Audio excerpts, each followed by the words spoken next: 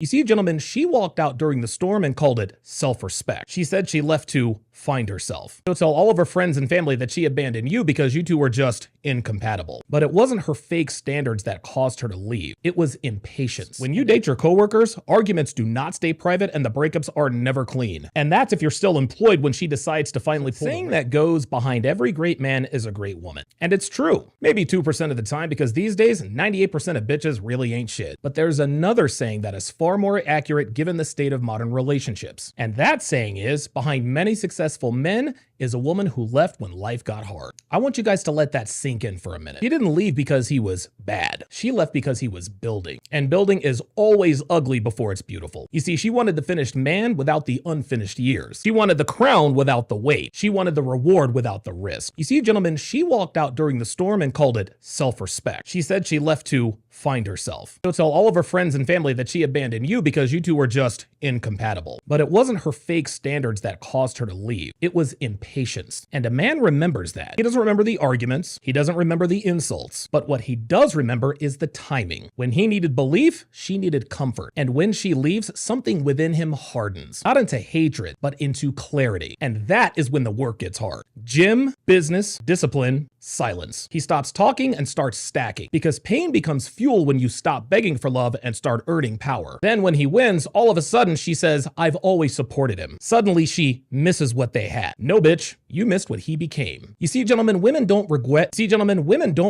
leaving weak men. They regret leaving men who leveled up. And that regret ages at about the same rate she does. But the man doesn't hate her for it. In fact, he's thankful because she taught him an extremely valuable lesson. And that lesson is that love without loyalty is just a distraction. So again, behind many successful men is a woman who left during his most difficult time and unintentionally did him the biggest favor. She removed herself so that he could level up and become the unstoppable man he eventually became. Subscribe now and hit the notification if you want to have that same mindset. Those of you who have followed me over the years know that one of my hard and fast rules is to never date your coworkers. Ever. For any reason. You think it's convenient? It's not. It's 2 incomes, 1 HR department, and 0 escape routes. Because when the relationship is good, it's distracting, which affects your work performance. And when the relationship is bad, it's suffocating, which affects your work performance. When you date your coworkers, arguments do not stay private and the breakups are never clean. And that's if you're still employed when she decides to finally pull the ripcord. When you date your coworkers, you lose leverage instantly. She gains proximity, you lose abundance, and rumors gain momentum very quickly. One bad move, just one bad moment, and you're the headline. And when the shit hits the fan, do you really think HR is going to take your side? You think your coworkers will side with you? Think again. Work is where you build value. Dating is where you spend energy. If you mix the two together, both suffer. Gentlemen, there are billions of women out there, but there is only one workplace. Risking your livelihood for regular sex, that's low IQ behavior, guys. And I'm not excluding myself here because I've made this mistake more times than I'd like to admit. But this is exactly why I can give you this advice with confidence. The late great Alan Roger Curry once said, never get laid where you get paid. And he was absolutely right. Don't mix money with emotions, guys. Do not gamble your future for temporary chemistry. This rule exists because many men have learned this lesson the hard way, myself included. Do not be the example. Do not risk your career or livelihood. Do not date your coworkers. Because if you do, either one or both of you will no longer be with the company in 6 months or less. And if it's only one of you who goes, which one do you think it'll be? Subscribe to the channel for more wisdom like this. Maybe a year or two older than me, but I had to keep it real with him. I had to tell him, hey man, you're single because you're looking for 90s love in a hookup generation. In 2026, men want loyalty while women want options. Men want effort while women want convenience. And both of these are a mismatch from day one. A lot of you guys out here are dating with old rules, and you're doing this in a world that rewards detachment, emotional unavailability, novelty, and exit plans. Back in the day, love was built in the silence, but now attention is traded in public. Different game, same word. I had to tell Steve